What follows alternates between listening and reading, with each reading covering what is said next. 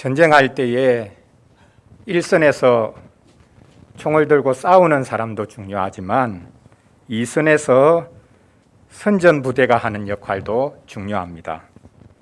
그래서 모든 군대에는 그리고 부대에는 선전부대가 있습니다. 이들은 총칼로 싸우는 것이 아니라 말로 싸웁니다.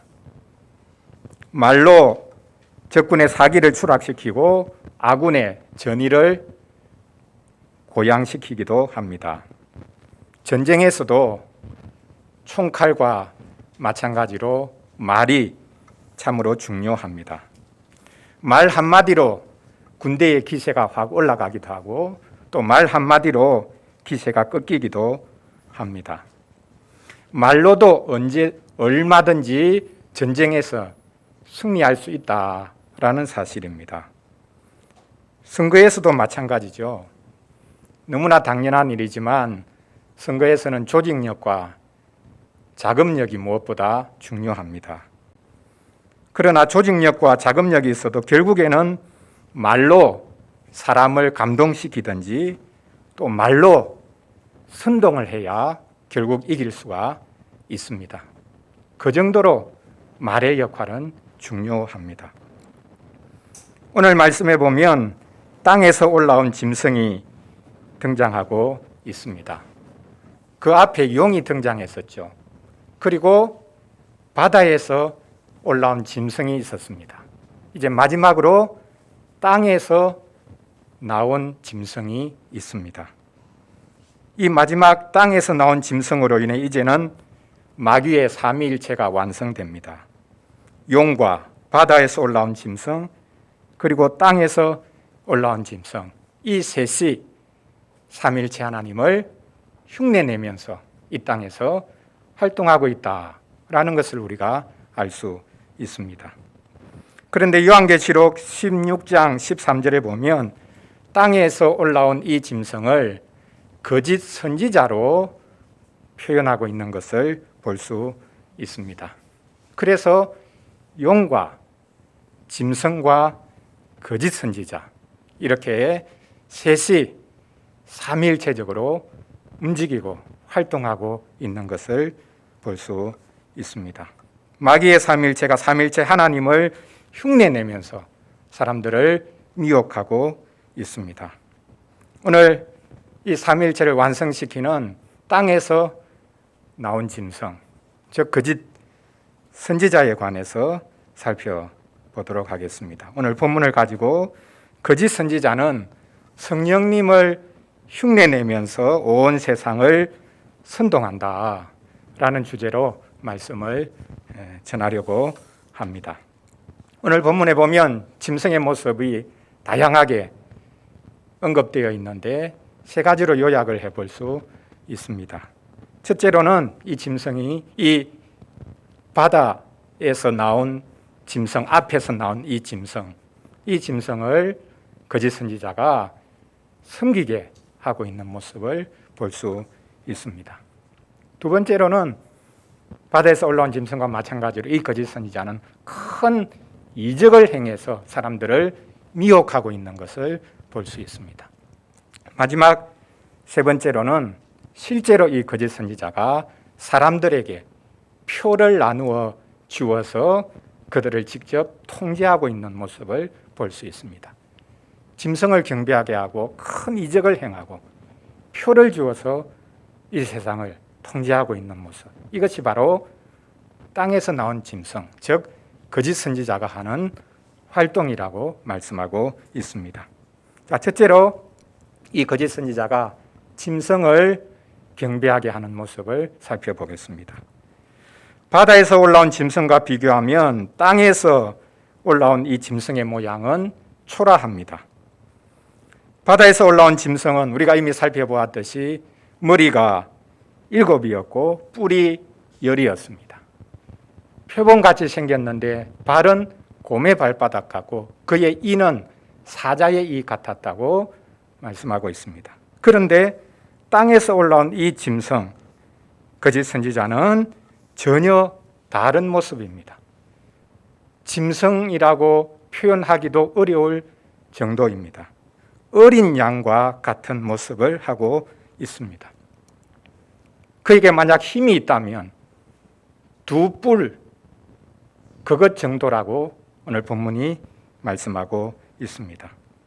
용은 바다에서 올라온 그 무시무시한 짐승에게 자신의 권세, 자신의 보좌, 자신의 능력을 다 주어서 이 땅에서 대단한 기적과 능력을 행하게 했습니다. 그런데 마지막으로 올라온 이 땅에서 나온 짐승, 이 짐승에게는, 이 거짓 선지자에게는 용이 그리고 바다에서 올라온 짐승이 무엇을 주었겠습니까? 11절에 보면 이 거짓 선지자가 하는 것은 단지 말이었다라고 언급을 하고 있습니다.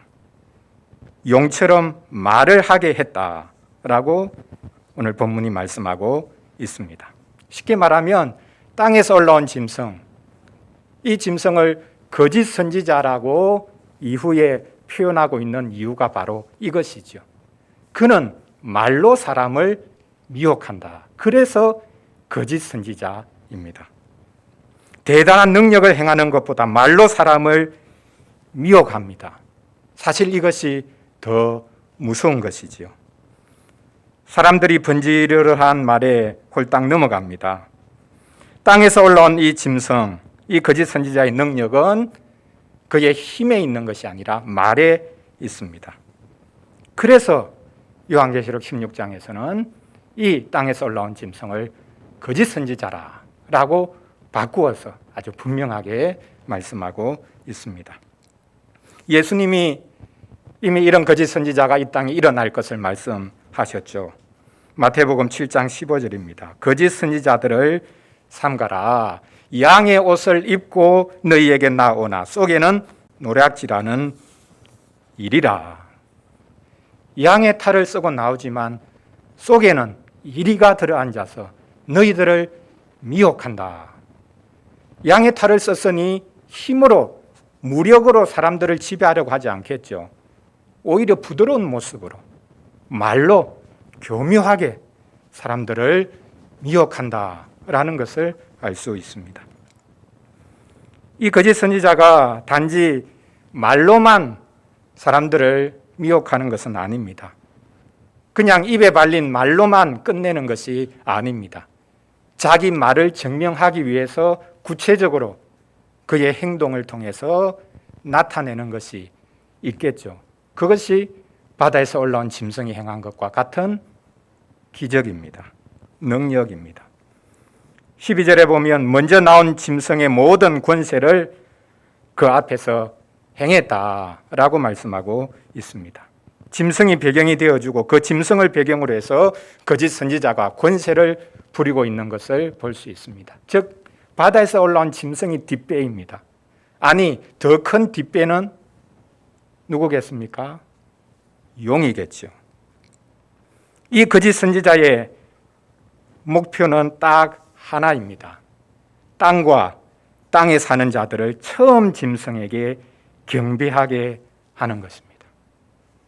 14절에서도 반복되죠. 거짓 선지자는 땅에 사는 자들을 미혹합니다. 그리고 땅에 사는 자들에게 말하죠. 그가 제일 잘하는 것 말합니다. 어떤 말을 합니까? 칼에 상하였다가 살아난 짐승을 위하여 우상을 만들어라. 우리를 구원할 자가 누구냐? 칼에 상해서 죽을 수밖에 없었던 그 상처가 나은 이 짐승이야말로 우리가 경배해야 될 그리스도가 아니겠냐? 그래서 이 상처가 나은 짐승을 위해서 우상을 만들자. 그 우상 앞에서 우리가 절하자라고 사람들에게 제안을 하고 있는 것을 볼 수 있습니다. 그렇습니다. 거짓 선지자의 목표는 딱 한 가지입니다. 자기를 섬기라고 하는 것이 아니라 다른 존재를 가리킵니다. 참된 선지자가 하는 역할이 무엇입니까? 하나님의 말씀을 전하는 것이죠. 하나님을 가리키는 것입니다. 그러나 거짓 선지자는 하나님이 보낸 그리스도를 가리키는 것이 아니라 그리스도를 대체하려고 하는, 그리스도를 흉내내는 어떤 존재를 가리키고 그를 부각시키고 그를 섬기라고 사람들에게 유혹하고 있습니다. 아주 겸손한 것처럼 보입니다. 왜? 자기를 섬기라고 하는 것이 아니기 때문입니다. 그러나 두 뿔을 가진 어린 양처럼 보였지만 그는 오직 한 가지 목적을 가지고 있습니다. 바다에서 올라온 짐승, 즉 그리스도를 흉내내는 짐승을 경배하게 하는 것이 그의 유일한 목표입니다. 거짓 그리스도를 섬기게 하는 것이 이 거짓 선지자의 유일한 목표다라는 것을 우리가 잘 알아야 되겠습니다. 자, 그러면 이 땅에서 올라온 짐승, 이 거짓 선지자는 도대체 누구겠습니까? 그리고 그는 도대체 무엇을, 누구를 지금 흉내내고 있는 것입니까? 자, 지난 주일에 우리가 살폈던 말씀을 한번 돌아가 보겠습니다. 자, 바다에서 올라온 짐승은 누구를 흉내내었죠? 누구를 흉내내었습니까? 그리스도를 흉내냈습니다. 근데 이 땅에서 올라온 짐승, 거짓 선지자는 그리스도를 흉내내고 있는 짐승을 따르라, 섬기라 라고 말하고 있습니다. 자, 그러면 이 거짓 선지자는 누구를 지금 흉내내고 있는 것입니까? 성령님을 흉내내고 있는 것입니다. 성령님이 하시는 역할이 뭡니까? 우리를 그리스도께로 인도하는 역할을 하죠. 그리스도를 우리에게 보여주시죠. 우리의 참된 구원자이신 그리스도께로 우리를 인도하는 분이 성령님이십니다. 성령님은 자기를 섬기라고, 자기를 경배하라고 하지 않으십니다. 삼일체 한 위이시기 때문에, 위격을 가지고 계시기 때문에 우리는 당연히 성령님을 섬기죠. 예배해야 되죠. 그러나 성령님은 스스로 나서셔서 나를 경배하라 그렇게 말씀하지 않습니다. 그리스도께로 가라, 그리스도께로 가서 예배하라 라고 우리를 인도합니다. 이것이 사실 참된 선전이죠. 그런데 거짓 선지자는 우리를 그리스도께로 인도하는 것이 아니라 거짓 그리스도, 즉 그리스도께로 우리를 인도합니다. 그러니 이 마지막 짐승, 땅에서 올라온 짐승, 이 거짓 선지자는 성령님을 교묘하게 지금 흉내내고 있다라는 것을 우리가 알 수 있습니다. 거짓 선지자는 성령님을 흉내냅니다. 그리스도를 따르라고 하지 않고, 그리스도의 말씀을 들으라고 하지 않고 다른 것을 따르도록, 짝퉁인 그리스도를 따르도록 요구합니다. 우리를 즉 그리스도께로 인도합니다. 그분이 우리를 구원할 것이다 라고 우리에게 소개합니다. 이것이 바로 거짓 선지자가 하는 일입니다. 그러면 이 거짓 선지자가 누구겠습니까?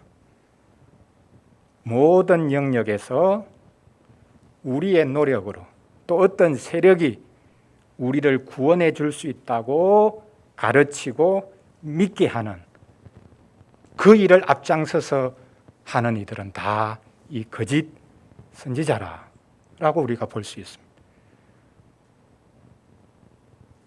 정치계에 거짓 선지자가 있습니다. 어떤 지도자가, 정치 지도자가 우리를 구원할 것이다, 이분이야말로 우리 문제를 유일하게 해결할 수 있는 분이다, 그렇게 소리친다면 바로 정치계에서 활동하고 있는 거짓 선지자입니다. 종교계에도 거짓 선지자가 있습니다. 이단이 거짓 선지자죠. 정통교회라고 할지라도 우리 교회만이 옳다, 우리 교회만이 완벽한 교회다, 그렇게 주장한다면 그런 주장을 하는 사람이 사실 거짓 선지자입니다. 경제계에서도 거짓 선지자가 있을 수 있고요. 문화의 영역, 현대사회는 문화가 이렇게 아주 큰 힘을 발휘하니까 문화계에서도 거짓 선지자가 있습니다. 사람들의 마음을 미혹하는 거짓 선지자가 문화계에서도 활동할 수가 있는 것이죠. 자, 첫째로 이 거짓 선지자는 짐승을 경배하라, 짐승을 따르라, 그리스도를 따르도록 하는 것이 아니라 짝퉁인 거짓 그리스도, 즉 그리스도를 따르도록 우리를 부채질하는 세력이라는 것을 오늘 본문을 통해서 확인할 수 있습니다. 둘째로, 자기에게는 아무런 능력이 없어서 짐승을 따르라고 말을 하는 것 같지만 거짓 선지자가 무력한 존재인 것은 아닙니다. 말로만 때우는 존재인 것은 아닙니다. 거짓 선지자도 대단한 능력을 행합니다. 그것이 오늘 본문에 기록되어 있습니다. 짐승이 이 거짓 선지자에게 권세를 주었습니다. 그래서 기적을 행하기도 합니다. 13절에 기록되어 있지 않습니까? 어떤 기적을 행합니까? 사람들이 다 모여있는 그 앞에서 하늘에서 불이 내려오게 했다. 이 거짓 선지자가 말로만 떼온 것이 아니라 불이여 여기 내려오소서 하니까 하늘에서 불이 뚝 떨어진 겁니다. 여러분, 이 장면을 보면 무엇이 생각납니까? 구약시대 사건이 생각나죠. 갈멜산 위에서 바알과 아세라의 선지자들과 엘리야가 대결했던 그 장면이 생각납니다. 바알과 아세라의 선지자들 수백 명이 제단을 쌓아놓고 하늘에서 불이 떨어지기를 위해서 기도했습니다. 바알이여 여기에 불을 내려주소서. 아무리 기도하고 아무리 소리를 쳐도 불이 내리지 않습니다. 그래서 그 제단 주위를 돌면서 덩실덩실 춤을 춥니다. 이게 소위 말하는 거룩한 춤입니다. 그래도 불이 내려오지 않습니다. 엘리야가 조롱하죠. 지금 바알이 잠자고 있는가 보다. 더 크게 소리를 질러서 깨워봐라. 아니, 잠시 멀리 여행을 갔는가 보다. 여행 갔으면 돌아올 때까지 기다려야지. 선지자도 조롱합니다. 참된 선지자도 거짓된 세상에 대해서, 거짓된 선지자들에 대해서 조롱합니다. 하나님의 말씀으로, 하나님의 권위로 조롱합니다. 얼마나 부끄러웠겠습니까? 일대 수백 명이 지금 서로 싸우고 있는데 한 사람 앞에서 이렇게 조롱을 당하고 있습니다. 그래서 마지막에는 급기야 칼을 빼들어서 자기 몸을 자해하기 시작합니다. 피가 뚝뚝 떨어집니다. 그걸 보면 바알이 자극을 받아서 불을 내려줄 건가, 이런 생각을 했습니다. 구약의 거짓 선지자들은 하늘에서 불이 내려오게 하지 못했습니다. 그러나 오늘 본문을 보십시오. 오늘 본문에서 활동하고 있는 이 거짓 선지자는 엘리야처럼, 참 하나님의 선지자 엘리야가 하늘에서 불을 내린 것처럼 하늘에서 불이 내려오게 한 겁니다. 자, 그러면 하늘에서 불이 내려고 했다면 엘리야처럼 참된 선지자입니까? 아닙니다. 겉으로 드러난 것 가지고 거짓 선지자냐 참 선지자냐, 그것을 구별할 수 없습니다. 나눌 수가 없습니다.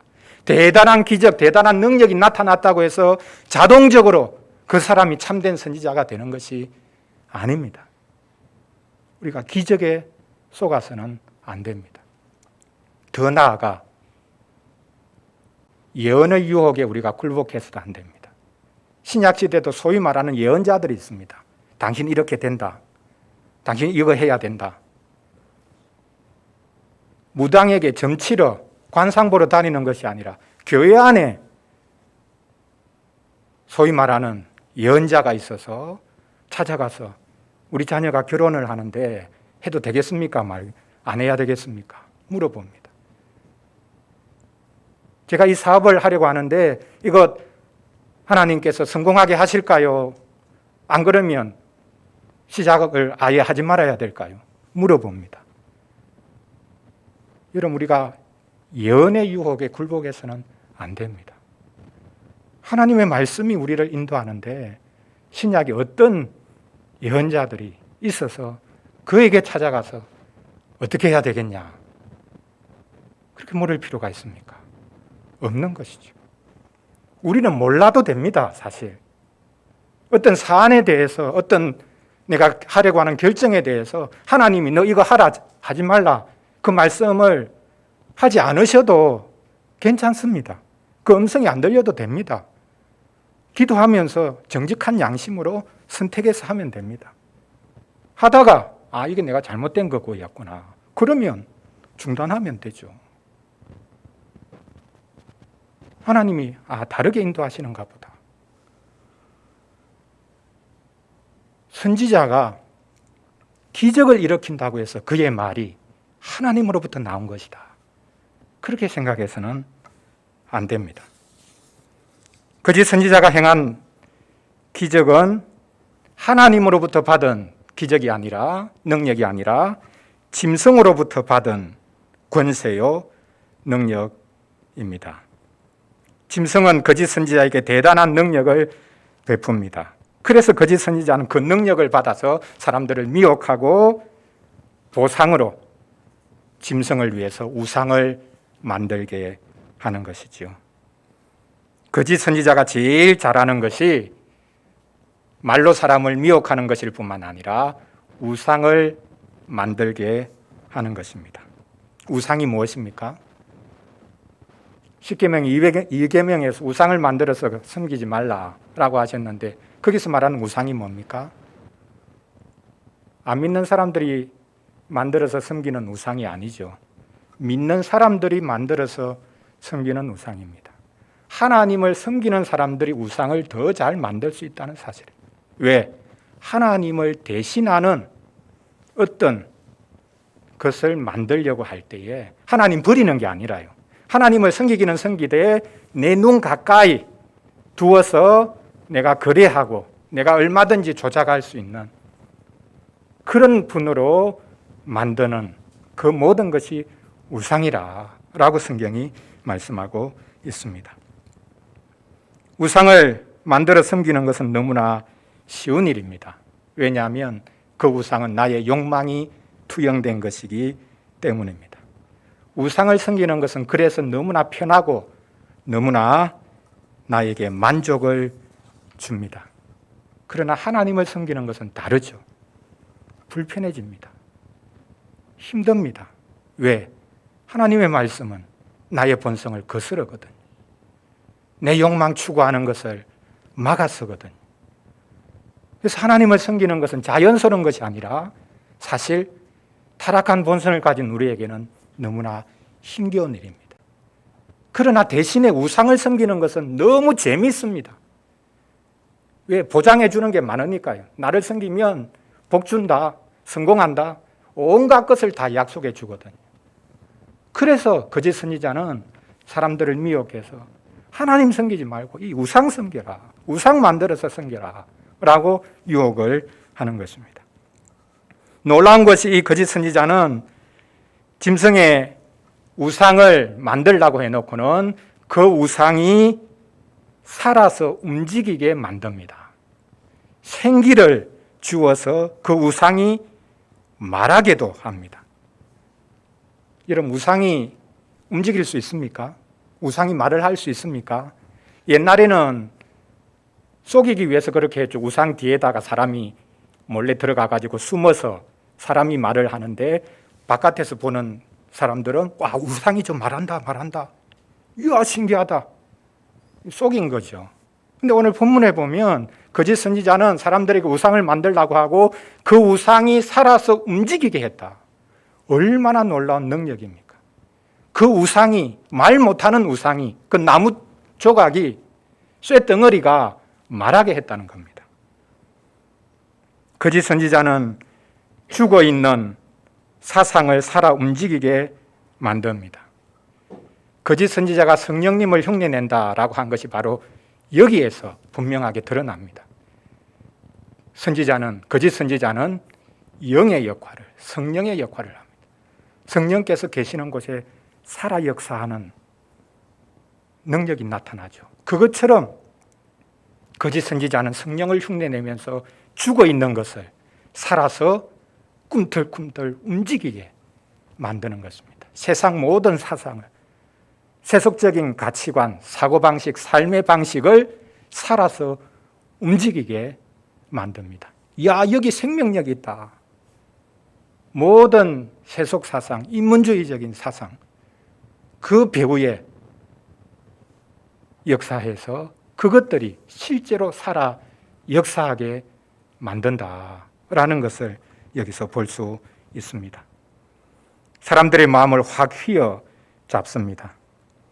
거짓 선지자는 심지어 짐승의 우상에게 경배하지 않는 자는 몇이든지 죽이게 한다고 오늘 본문에서 말씀하고 있습니다. 우리 시대에도 이런 거짓 선지자들이 분명히 활동하고 있습니다. 이단이, 종교가 사람을 살리는 것이 아니라 죽이기도 합니다. 여러분, 정치 세력만이 다른 세력을 죽이는 것이 아니라 종교가 사람을 죽이기도 합니다. 하나님의 이름으로 전쟁을 불사합니다. 여러분, 그게 종교겠습니까? 결국 자기들의 욕망이죠. 하나님을 믿으니까 하나님은 우리 편이다. 우리 편이 아닌 사람들은 다 제거해야 된다. 그게 어떻게 종교입니까? 그게 어떻게 하나님을 믿는 믿음입니까? 하나님을 믿는다면 다른 사람을 죽이고 제거하는 것이 아니라 내가 죽어야죠.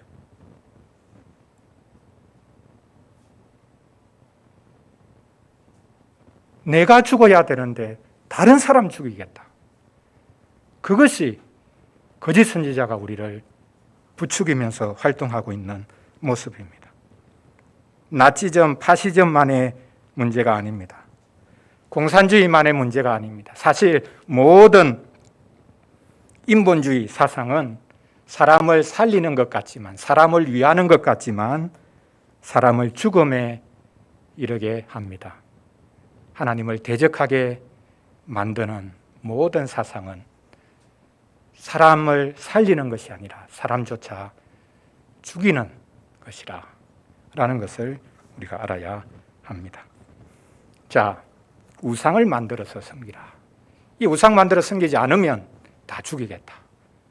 이렇게 어떻게 보면 참 겸손하고 온유한 모습을 가진 것 같았는데 일이라는 것이 분명히 드러나죠.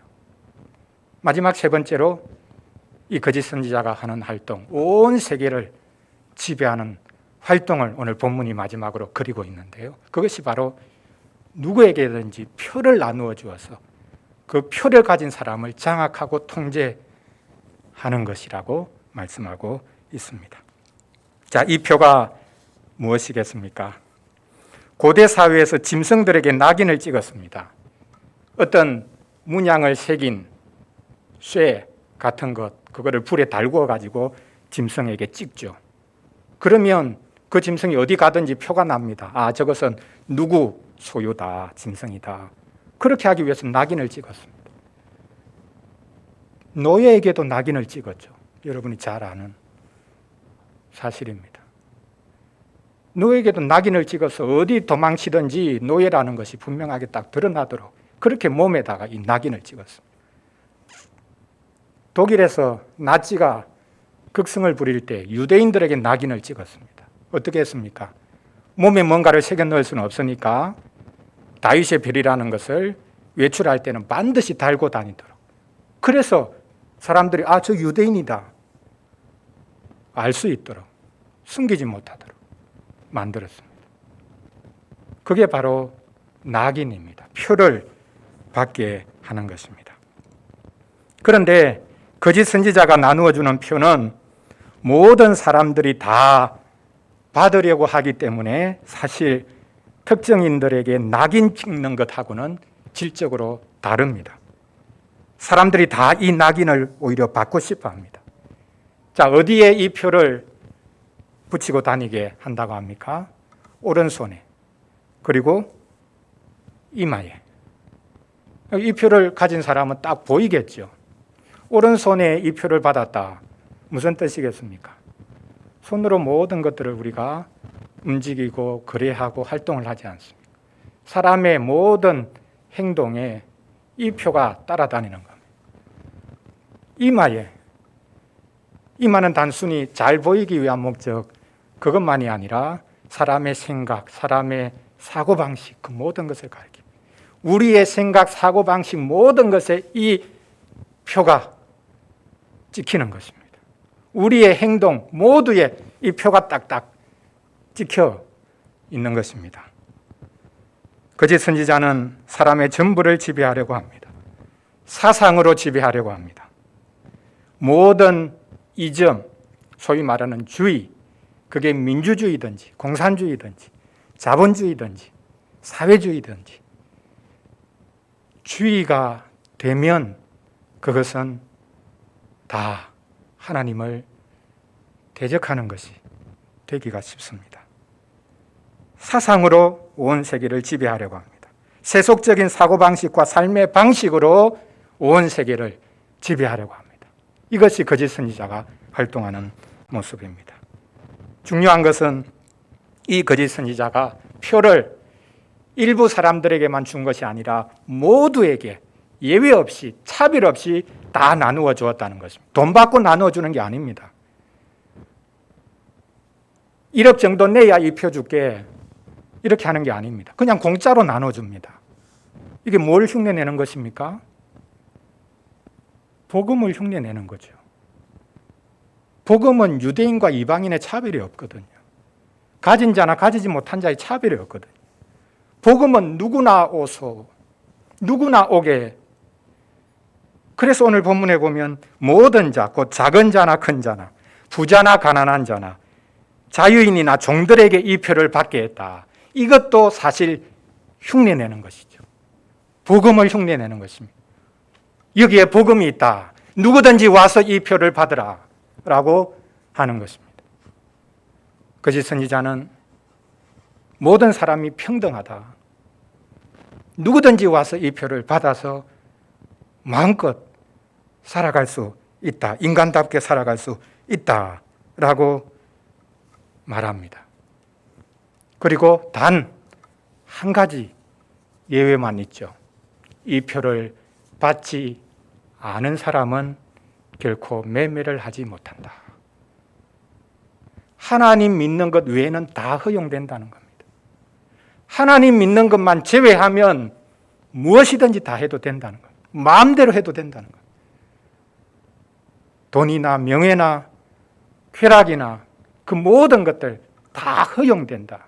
그러나 하나님 믿고 따르는 그것만큼은 용납할 수 없다. 매매를 못하게 합니다. 매매를 못하게 하면 어떻게 됩니까? 사람이 몸을 가진 존재인데 매매 못하면 입에 풀칠을 못하죠. 살아갈 수가 없습니다. 초대교회 때 기독교인들이 크게 유혹을 느꼈던 부분이 바로 이런 것이죠. 로마 황제가 자기를 신으로 섬기지 않는다고 기독교인들을 핍박하고 또 시민사회 속에서는 소위 말해서 하나님을 믿고 하나님만 섬기려고 하는 사람들은 매매를 못하는 겁니다. 당시 사회는 길드 사회였거든요. 모든 직업마다 길드라는 것이 있었고 거기에 조합에 가입을 해야 됩니다. 가입을 하면 어떻게 해야 되는가? 그 길드에 수호신이 있는데 그 수호신을 경배하고 제사를 드리고 해야 이 수호신이 우리를 도와준다. 그런데 하나님의 백성들은 그 길드에 가입은 할 수 있을지 모르겠지만 그 수호신들을 섬길 수가 없거든요. 제사할 수가 없거든요. 그러니까 경제적으로 아주 큰 곤란을 당할 수밖에 없었습니다. 거짓 선지자는 하나님을 믿지 말라고 하는 것이 아니라 하나님을 대신한 우상을 만들어서 그 앞에 절하고 섬기도록 합니다. 이 거짓 선지자가 사람들에게 나누어준 표, 도대체 그 표가 뭐냐? 짐승의 이름이라고 오늘 본문에서 말합니다. 그리고 짐승의 이름의 숫자라고 말씀합니다. 그 숫자가 무엇입니까? 666, 666이라고 말씀하고 있습니다. 초대교회 때는 이 666을 네로 황제의 이름을 가리키는 것이다 라고 생각을 했습니다. 요즘에는 바코드를 받으면 그게 666을 받는 거다. 거래를 편리하게 하기 위해서 이제 사람 카드도 필요 없고요. 사람 몸속에 칩을 심어 놓으면 딱 손만 대면 그 사람 모든 게 그 안에 다 들어있으니까 아무것도 가지고 다니지 않아도 경제생활 잘 할 수 있는 것이죠. 그걸 심으려고 한다. 그거 받으면 안 된다. 그 베리 칩이 이 666이다. 666 이것이 바로 미래 사회에 일어날 베리 칩을 보여주신 것이다. 그런 것일까요? 최근에는 코로나 백신을 맞으면 666을 받는 거다. 백신을 맞으면 우리 몸의 기능이 조작이 된다. 그래서 전 세계를 조작하기 위해서 어떤 세력이 코로나를 퍼뜨렸고 백신조차 지금 퍼뜨리고 있다. 얼마나 웃기는 생각을 하고 있습니까? 666이 무엇입니까? 철저하게 인간의 숫자입니다. 인간적인 숫자입니다. 6이 인간의 숫자입니다. 7이 하나님의 숫자죠. 구약성경에 보면 요한계시록도 7이라는 숫자가 계속 반복되지 않습니까? 심지어 저주도 7가지 진노가 계속 나타나는데 하나님의 완전한 행하심을 항상 7이라는 숫자로 표현했습니다. 거기 하나 모자라는 6은 철저하게 인간의 숫자죠. 그러나 6이 3개나 됩니다. 삼위 하나님을 흉내내려고 하는 것을 볼 수 있습니다. 지금 용이 바다에서 올라온 짐승이 거짓 선지자가 계속해서 하나님을 지금 흉내내고 있지 않습니까? 666조차 하나님을 흉내내려고 하지만 결국은 인간에 불과한 노력임을 우리가 볼 수 있습니다. 우리 기독교인들은 그러면 숫자로 만약 바꾼다면 어떤 숫자가 되겠습니까? 777이죠. 우리는 삼위 하나님의 형상을 닮은 사람들이에요. 세상 사람들과 하나도 다르지 않습니다. 우리가 다른 게 뭐 있겠습니까? 세상에 살아가는 모습을 보면 저 사람이 기독교인인가 아닌가 어떻게 나눕니까?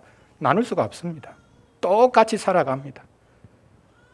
우리가 하나도 세상 사람과 다르지 않지만 너무나 인간적이지만 그러나 우리는 성령으로 말미암아 777의 사람이 됐다.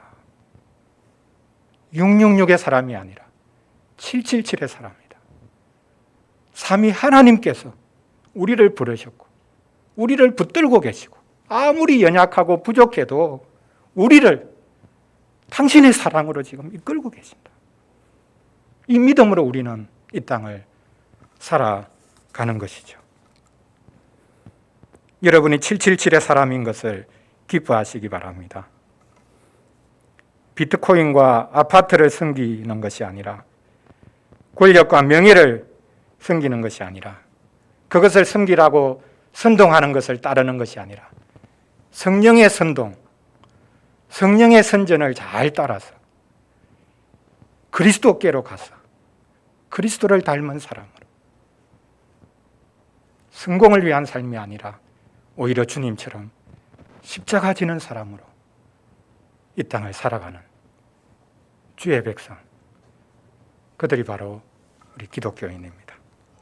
사랑하는 성도 여러분, 우리 사회에서 엄청나게 큰 비중을 차지하는 것이 광고이지 않습니까? 광고가 최대의 선동입니다. 선거에서만 광고나 선동이 작동하는 것이 아니고요. 현대 민주주의와 자본주의의 삶 자체가 선동으로 이루어져 있습니다. 우리는 그런 선동에 놀아나서는 안 됩니다.